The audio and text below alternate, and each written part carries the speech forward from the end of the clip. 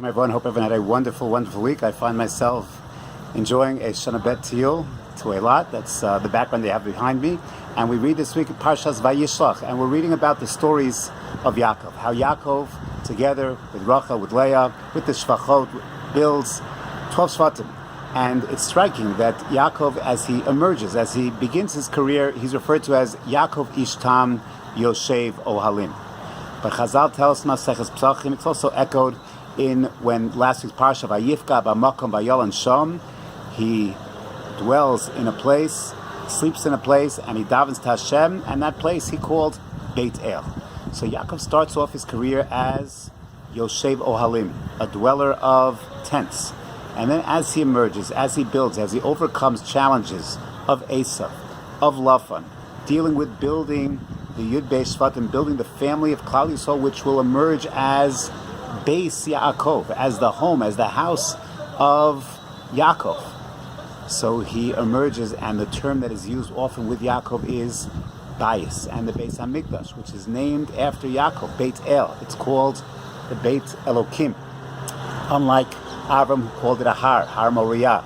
Unlike Yitzchak, who called it a Sada, with Yaakov it's a Bayis.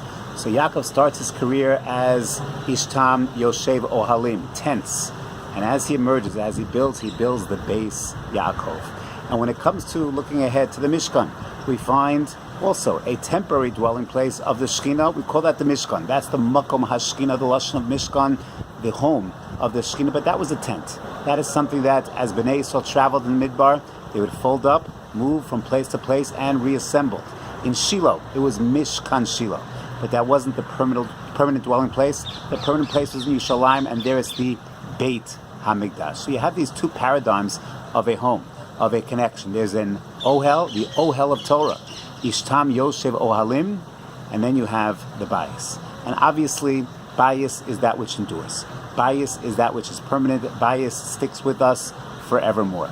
But there's something very, very profound about Ohel as well. And that is what Yaakov teaches us. Yaakov has to travel from place to place. He spends many, many years in Chutzlarts, in Haran, and the need for Ohel, the need to carry it with you, to need to also, when you are traveling, when you are sojourning, when you're on a tiyul in a lot, to also have that sense of Ohel, to bring Torah with you, to bring that connection to Hashem wherever you go. On the one hand, our connection with Hashem must be kavua, must be fixed, must be permanent. We have a makom kavua in shul, we have a Beit Knesset kavua.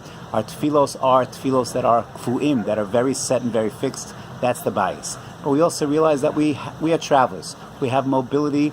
There is a sense of movement. And when we move, when we go from place to place, when we travel from Mevaseret to Eilat, to Chutz La'aretz, back to Eretz Yisrael, wherever the case may be, there is that sense of Ohel. There is that sense of Mishkan. There is that sense of bringing it with you, taking it with you.